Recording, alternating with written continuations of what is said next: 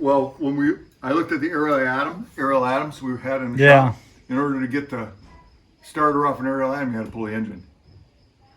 Yeah, It's annoying. because all the stuff on the front side. Right, yeah. That's why I put this trap door in here. Yeah, that's. Is there one behind the driver's seat too? Then. No, just No, on okay, the side. just that side. Because the only thing Well, behind fuel that's the tank, gas tank. yeah. You can't get to anything anyway. But you can get to the battery. You can get the alternator out. You can get the dry sump pump off. You can get the intake manifold and supercharger off. All that stuff off without pulling the engine.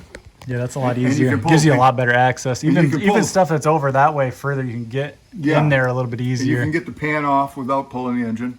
So, So there's a lot of stuff you can service. I made it that way on purpose. So are the intercoolers hooked up here inside? Yeah, the intercoolers are in there. There's a pump on each one, which the factory runs one pump, and this one has two pumps on them. So it should double the flow of the intercooler quite a bit. There's one intercooler working. Yeah, you can hear it. That's the left. Okay. And you can see the water in this. That's the bubble tube for the intercooler. Okay. And then here's the right. The right's working over there. And each one Two has its own- separate switches each one for has them, its yeah. own pump, yeah. And a separate switch. And then Is that just like a purge to purge air out? yeah, that just purges air, and that's where you fill it. That's where you fill the system. But the standard one has only one pump, and it pumps into the into the. Oh, the standard SS Cobalt? Yeah, it comes from the intercooler in the heat exchanger, and it goes into the heater cooler element in the intake manifold. Mm-hmm. And on the standard one, it goes in one.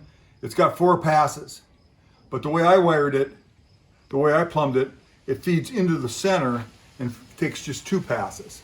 So it's actually a much better way to do the intercooler passages. Yeah, the exhaust looks really good.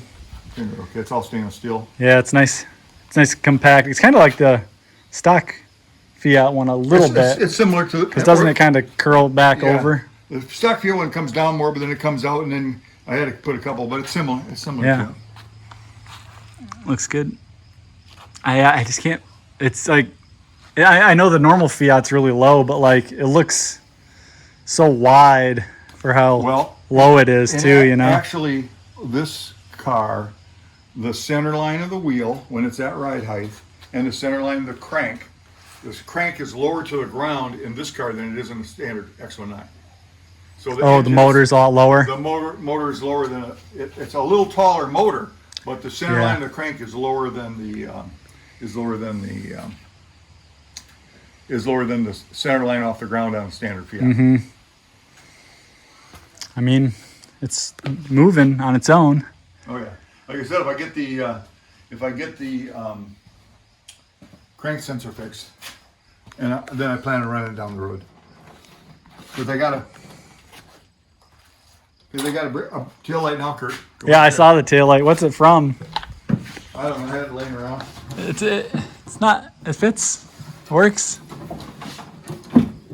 There you go. Yeah, it works great. It's an LL SNL. It's. I mean, it's small. It's nice. Yeah, it fits in a good spot. Bright. I just stuck it on there. Yeah. If I'm going to drive down the road, I want to Right. Right. Yeah. I'll probably just take the plate off the other X1.9. You can use hand signals Yeah, for turns. I won't be doing any night driving.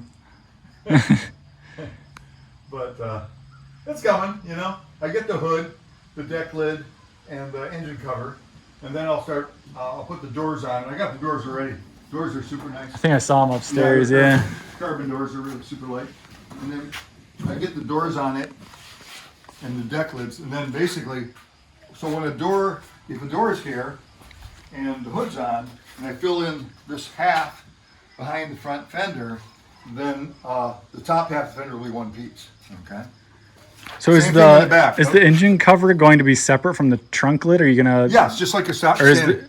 okay, so the trunk. It's going to be pinned on, and then the trunk lid will be probably Zeused on. Do you think the trunk lid's gonna be separate from the back bumper part? Yes, probably. It'll Something, probably yeah. just Zeus onto the structure. On Yeah. Yeah. Yeah, that's what you want to make it so you can take stuff off. Right. Right.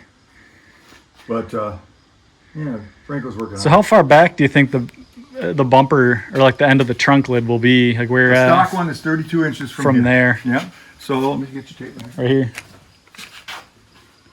32 inches for stock. to the back of the trunk lid, which is the back of the Yeah. car, pretty much, other than the little bumper. 32 inches is right here. Okay. Okay, so you got about All I have to do is extend, 6 inches out. extend the tailpipe a little bit more. All this will fit within the stock. yeah, totally. So it'll have a stock deck lid. So is there anything else back here besides the exhaust, really, and then just the No. things to attach to the body Yes. panels, right? So, The little sticks. I have attachment points in here for bolt-on structure. I'm gonna have everything in the back will be bolt-on. It should give it a lot of room for airflow back there. You Yeah. think? Well, basically, any of the air into the intercoolers is going to exit through the back of the car. Yeah, it seems like there's a lot of space. I mean, like, because the normal stock Fiat has that like firewall for the trunk, There's a right? whole That's lot of- huge. There's a whole lot of structure in there. Yeah. Yeah. This should exit air pretty well. The I mean, you don't have a trunk, but a lot of your air will you exit. don't need it. A lot of your air will exit in front of the wheels, but a lot of the air will exit through the interior. Yeah. And I'm going to have belly pans under this area. There's a belly pan, a stressed structural aluminum belly pan that bolts on underneath the engine, and then another belly pan. They'll come back to the wing. The under tray will start at this level, Kurt, right here. The under tray will start at this level and come back about this far. And there's an angle between this and the floor, a little up break, and then there's another. Oh, that part's higher than the floor is what you're saying? Yes, from this part right here, it kicks up. Yeah. So what you want to do is you want to make a continual, gradual Is that for airflow? kick up to the rear so that you get all behind the car is low pressure. Low pressure, right. You want that low pressure drawing from underneath the car because that helps make downforce and it helps reduce drag. So from there, but you can't get too steep. When you see someone put a diffuser in and they run at that 30-degree angle, it doesn't work. Okay, because it's too steep. So you can only make your diffuser about a 15-degree break, and if you stay close to 10, it stays more attached. Yeah. So I have about a 10-degree angle break from there back on the top of my diffuser, and that'll extend all the way to the rear.